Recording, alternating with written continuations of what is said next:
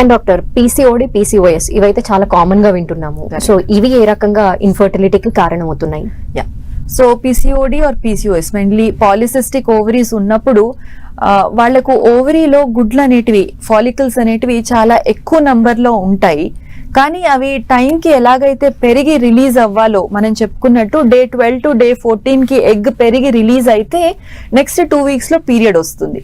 కానీ వీళ్ళకి అసలు ఎగ్ టైంకి పెరగట్లేదు కాబట్టి ఫాలోయింగ్ 2 వీక్స్ తర్వాత కూడా పీరియడ్ రాదు. సో ఇలా పీరియడ్ రాకుండా 2 months 3 months గడిచిపోయి దాని తర్వాత ఎప్పుడో ఒకసారి విత్డ్రావల్ బ్లీడింగ్ అవుతూ ఉంటుంది.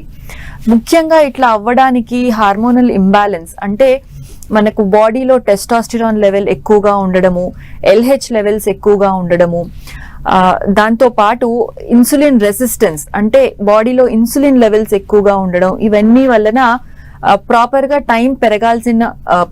ఎగ్ పెరగాల్సిన టైంకి పెరగకపోవడం, దీనివల్ల ఇన్ఫర్టిలిటీ చూస్తూ ఉంటాం.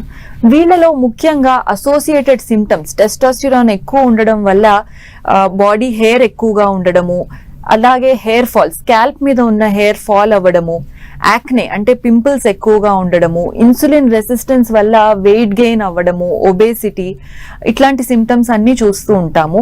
సో ఇట్లాంటి సిమ్టమ్స్ ఉన్నాయి అన్నప్పుడు తొందరగా డాక్టర్ని కన్సల్ట్ అయ్యి మీరు పీరియడ్స్ రెగ్యులరైజ్ చేసుకోవడము, అట్లాగే ఈ మిగతా హార్మోన్స్ ని కంట్రోల్లోకి తెచ్చుకోవడము and some degree of ovulation induction medicines వాడడం వల్ల ప్రెగ్నెన్సీ అనేది ప్లాన్ చేసుకోవచ్చు.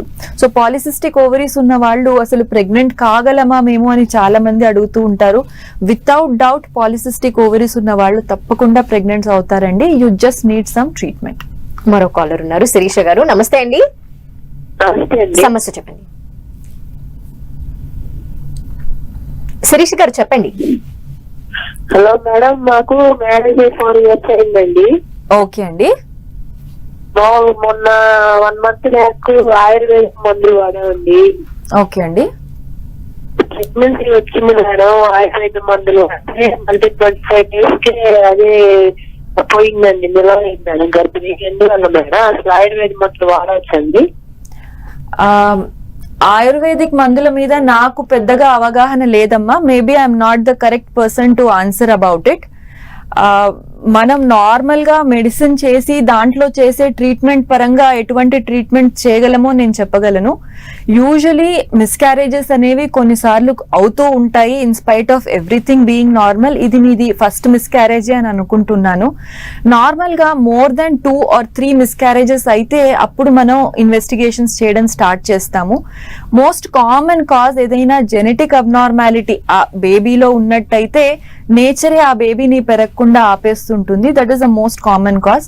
అపార్ట్ ఫ్రమ్ దట్ చాలా మిస్క్యారేజెస్ అన్ఎక్స్ప్లెయిన్, అంటే దానికి ఏమీ స్పెసిఫిక్ రీజన్ ఉండదు, కొన్నిసార్లు అవుతూ ఉంటాయి. మీరు నెక్స్ట్ టైం ఒక ప్రాపర్ డాక్టర్ ని కన్సల్ట్ అయ్యి ఇన్వెస్టిగేషన్స్, టెస్ట్లు మీరు మీ భర్త ఇద్దరు చేయించుకొని దాని ద్వారా ట్రీట్మెంట్ చేయించుకుంటే మీకు మంచి సక్సెస్ రేట్స్ ఉంటాయి. ఓకే.